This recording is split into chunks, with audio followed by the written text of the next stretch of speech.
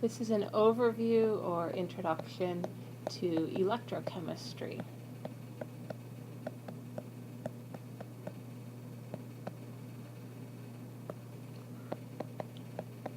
So, in electrochemical systems, we can define these systems as being multi-component because we will always have more than one species present.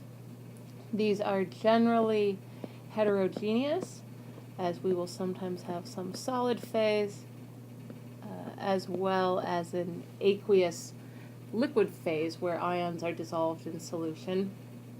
These systems can be thought of as being open, although we could probably also treat them as closed.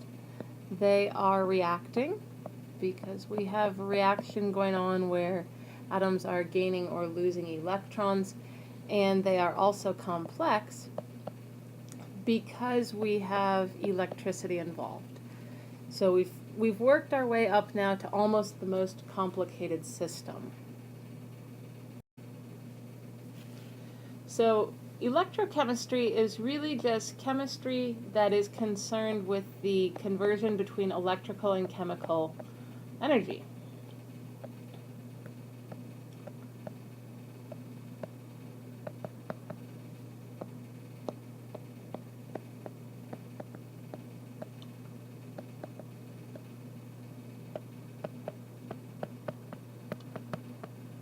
So we have electrical energy and we have chemical energy. And we can think about this taking place in essentially one of two ways. So these are the two classes of electrochemical cells that we have. And the first way is that we can have chemical changes that are caused by passing an electric current.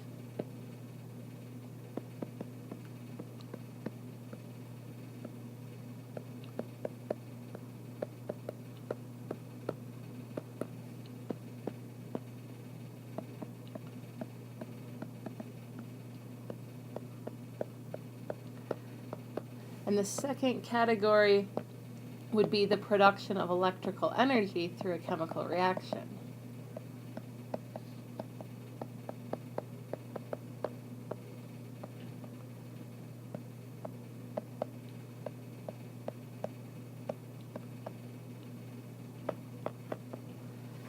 So this second type here is what we would see in a battery operating, and this first type is what we would see, for example, in electrolysis or other refinement processes. So let's look at a few examples of electrochemical applications. So some examples of electrochemical cells. I just mentioned before batteries.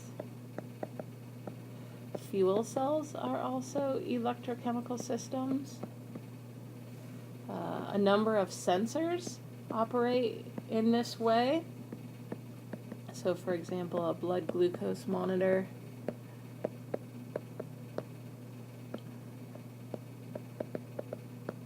Is an example of one. Electroplating is another electrochemical process.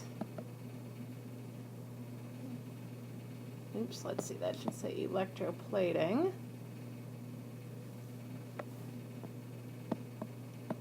Electroplating is used, for example, in making printed circuit boards. We have electropolishing. Electropolishing is used in a number of metal fabrication processes. Corrosion is another example of an electrochemical process. These systems are related to what we have just been doing in that the spontaneity of a reaction is determined as before by delta G.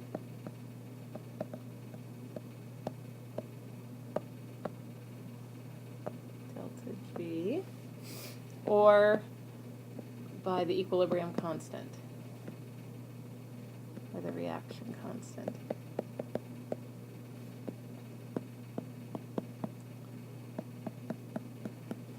We will see later that we can relate these both to the cell potential of the electrochemical cell.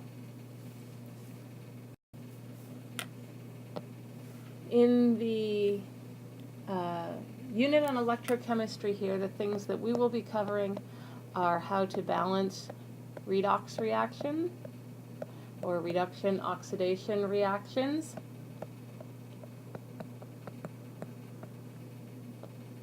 We will look at different types of electrochemical cells.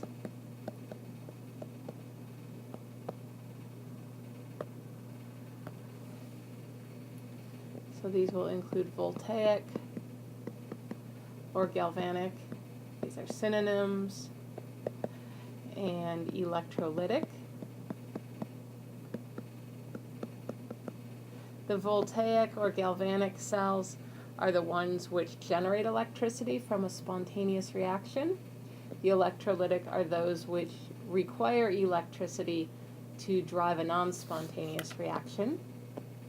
And we will be looking at cell potentials, free energy,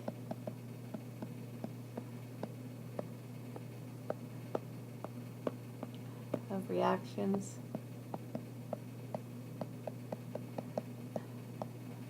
and then looking at cells operating under non-standard conditions.